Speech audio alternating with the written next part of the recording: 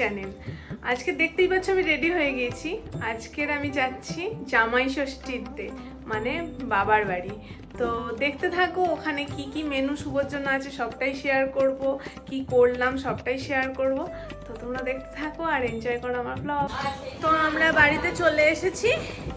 এবার শুনছি নাকি আমাদের জন্য, মানে আমাদের মেয়েদের জন্য একটা স্পেশাল কিছু ব্যাপার আছে। হ্যাঁ, তা আমারই তো উঠবে। তো অ্যাকচুয়ালি বাবা বুঝতে পারিনি কার উঠছে, তো আমারই উঠছে। যাই হোক, হ্যাঁ, এখানে সব রান্না বান্না প্রায় রেডি হয়ে গেছে। দিদি বললো চিকেনটা হলে শেষ হয়ে যায়। তো এখানে মেয়ে ষষ্ঠী হবে। শুভ এনেছে মিষ্টি টিষ্টি, তো সেই মিষ্টি ঘেঁটে ঘ হয়ে গেছে, এমনভাবে প্যাক করেছে পুরো ঘেঁটে ঘ হয়ে গেছে। তো এই সব মিলিয়ে মিশিয়ে ট্র্যাজেডি চলছে। তবে হ্যাঁ, যেমনটা শুনলে মিষ্টির ভাঁড় মানে দইয়ের ভাঁড় পুরো ঘেঁটে গিয়েছিল, একদম ভেঙে গিয়েছিল। তো সেরকম একটা ট্র্যাজেডি হয়ে গিয়েছিল। তো এই দেখে নাও, মা এখানে সকালে প্লেটটা যেটা বাটা দেওয়ার সময় ডালা ধরে দেয় সেইটাই রেডি করছিল। তাতে ছিল হরেক রকম মিষ্টি ফল। মা আমাদের জন্য মানে মেয়েদের জন্য, আমার আর দিদির জন্য রেডি করেছিল মেয়ে ষষ্ঠী।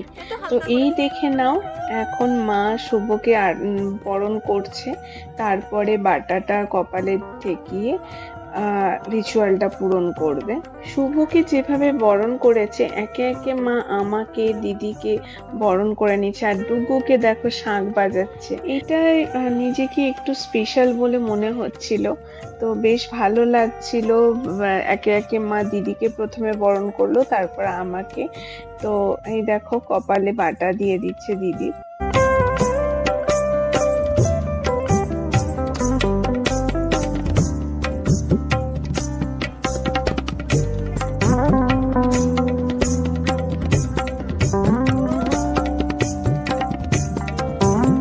বছর জামাই ষষ্ঠীটা খুব গরমের দিনেই পড়ে, আর সেদিনও ছিল খুব গরমই। খাওয়া দাওয়ার পর্ব অনেকটাই ছিল জানি, সেই জন্য সকালবেলা আমি খুব কমই খেয়েছিলাম। তো এইবারে দেখো, এবারে আমার পালা। তো আমাকে প্রথমে বরণ করে নিচ্ছে মা, তারপরে আমাকে বাটা দিয়ে। আমি বেশ মস্তি করছিলাম, কারণ আমার বেশ মজা লাগছিল ব্যাপারটা। এটা অ্যাকচুয়ালি আমাদের জন্য সারপ্রাইজই ছিল। তো আমার সারপ্রাইজ পেতে খুব ভালো লাগে, আর কেউ যদি আমার জন্য এরকম স্পেশাল কিছু করে আমি তো খুব খুশি হয়ে যাই। তো এই জিনিসটা মা করেছিল, সেহেতু খুশির লেভেলটা আরো হাই ছিল।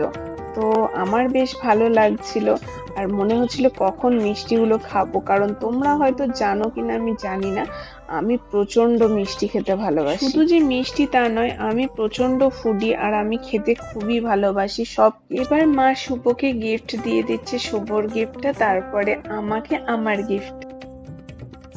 গিফটের পর্ব শেষ হওয়ার পরে তোমাদের সাথে আলাপ করিয়ে দিই এই নতুন অতিথিদের। তোমরা যারা আমার ব্লগ প্রতিদিনই ফলো করো তারা জানো হয়তো যে আমার বাবার বাড়ির আগের ব্লগগুলোয় দেখিয়েছি আমার বাবার বাড়িতে কত পাখি ছিল। তো এরা হচ্ছে এখন নতুন অতিথি। তো আগে দুটো ককটেল ছিল, তার মধ্যে একটা মারা গেছে আর একটা উড়ে গেছে। আর এই দেখো কতগুলো লাভ বার্ড। ককটেলও আছে নতুন, তাদের নেওয়া হয়েছে। তারা আছে 4টে। আর এদের সাথে তো তোমাদের আগেই দেখা করিয়ে দিয়েছিলাম। আমি যখনই বাড়ি যাই তখনই এদের সঙ্গে একটু টাইম কাটিয়ে নিই, কারণ আমার খুব ভালো লাগে। আর রংগুলো এত সুন্দর, মনে হয় তাকিয়ে থাকি সবসময়। আর এখানে ডুগু পাশ থেকে বলছিল ওরা সারাদিন কি কি করে সেগুলো আমার সাথে শেয়ার করছিল। তো ও যেন সারাক্ষণ ওদের সাথেই থাকে এমন ভাবে গল্পটা বলছিল।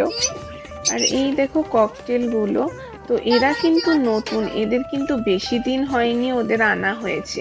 তো আরো একটা রয়েছে, সেটা একটা সাইডে রয়েছে বলে তোমাদের সাথে দেখাতে পারছিলাম না। ওর কালারটা আবার একটু ধূসর কালারের।